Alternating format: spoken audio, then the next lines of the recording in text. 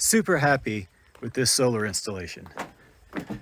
Wait till you see how this turned out.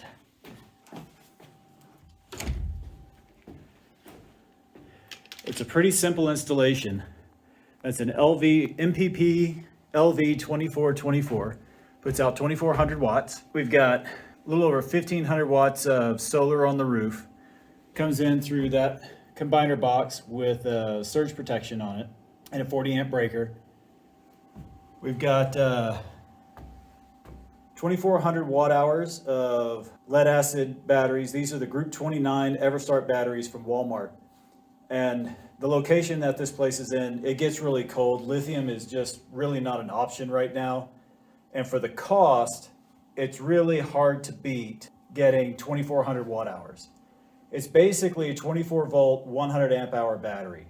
Each battery is rated about 120 amp hours, but with lead acid, you can only discharge it down to 50%. So even though advertised, it would be 240 to 280 amp hours, because of the depth of discharge on lead acid going down to 50%, this is more like 100 to 120 amp hours. Either case, at 24 volts, it works great. It provides the power that's needed for this little cabin. I was able to pick up a square D surge protector with a built-in breaker. So it's got a 20 amp breaker built into it. It's square D, it's a great brand. So that is our output from the inverter to the electrical loads that'll be used around cabin. For the batteries, there's a 250 amp mega fuse that's installed to provide circuit protection for the batteries. So we have circuit protection for the solar panels, we have circuit protection for the batteries, we have circuit protection for the 120 volt loads, the AC loads. Put that back on there. There we go. Got cement board, for in case of an arc or fire protection, and we are in a log cabin.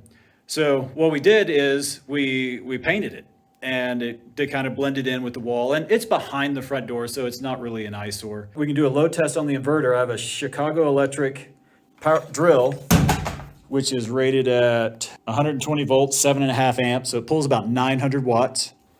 Plug that in. There we go. Watts. All right, so that would be the load. Let's see what happens when I pull the drill on.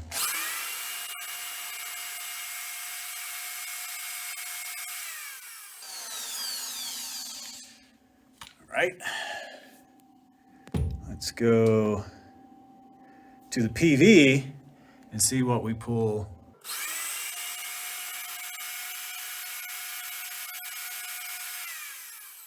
Nice. All right. Also have a 1500 watt heat gun. I'm going to plug that in.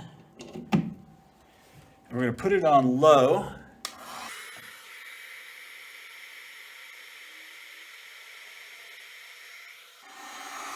Now we're going to put it on high. Now we're going to turn the drill on.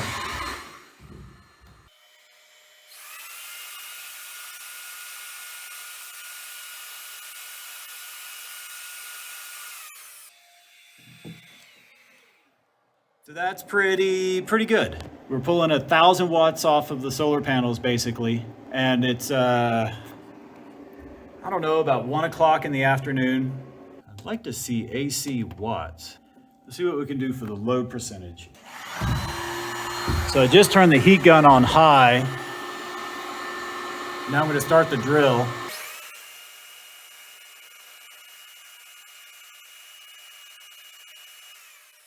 So we hit about 103% when I started the drill, and then it dropped back down to 70. So pulling 70% of the capacity. And it's nice because we have a resistive load in the heat gun, and we have an inductive load with the drill. Drill's 7.5 amps. So, 7.5 amps times 120 volts. You see what it can pull maximum is 900 watts.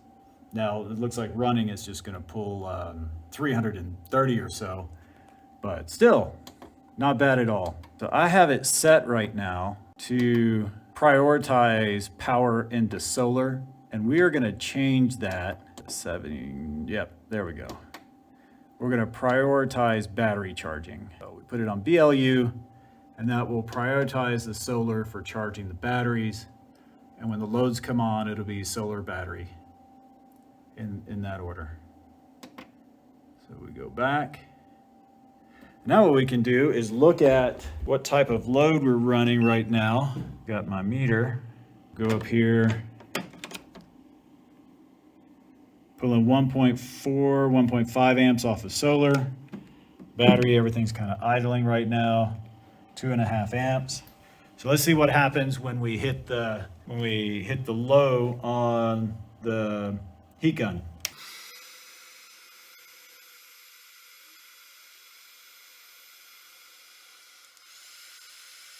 That's high.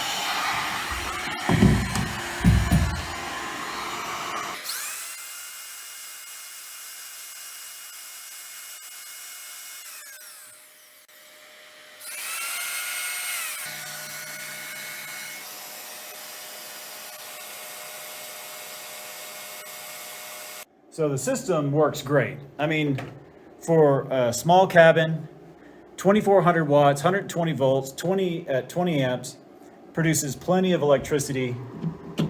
With the amount of sun and the panels that are on the roof, it'll keep those batteries topped off without any problem. You know, I mean, at 2,400 watts, you could run, what, a 13 watt LED bulb for something like 186 hours. You know, you can, just for your small loads throughout the day, microwave, blender, something easy. Like, you're never going to overdo this. And you can use small power tools. I mean, that's a 7.5 amp power drill, which means you could use a skill saw. I mean, you've got all kinds of possibilities for what you can do with a system like this. And, you know, because of the batteries with this, it becomes significantly more affordable. You know, to get a 24 volt, 100 amp hour lithium iron phosphate battery, you're pushing $500. You're pretty close to the cost of those 4 batteries. But with this system now, we're in a cold, it gets cold here, like minus 40 cold. And these batteries can survive that. I've had these batteries in RVs at minus 42 with wind chills down to minus 60, and they perform fine. You know, as long as they're being charged and recharged, the interior temperature of the batteries stay plenty warm enough. Like, they're not gonna freeze solid. So this system is just gonna be great for this small cabin out at this location. With the solar that's outside, I'll apologize ahead of time for the wind. So the panel array on the roof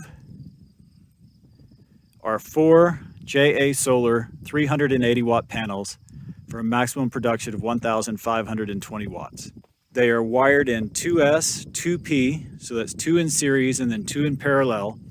That allows us to maintain a voltage of 80 volts going into the inverter. For anyone who's looking for an inexpensive system that'll run a cabin, give you all the power you really need, that'll make it through weather and get you set up, this is a great option. All of this equipment together, retail cost is under $2,000. And you can still cut more corners. Like, you could do half the panels, which solar panels are cheap enough now, but you know, you could easily come in with a system like this and live in a small RV. You know, this would power everything in an RV. You could power fans. If you didn't run any other loads simultaneously, a small inverter, portable air conditioner, like, you could run that during the hottest part of the day, pretty much just run straight off of the solar. Like, you've got a lot of possibilities for what you can do. If you manage your loads properly, this system will work just fine. You can do a basic, simple system like this, install it, and have power pretty much anywhere. I hope you enjoyed the video. Like, comment, and subscribe,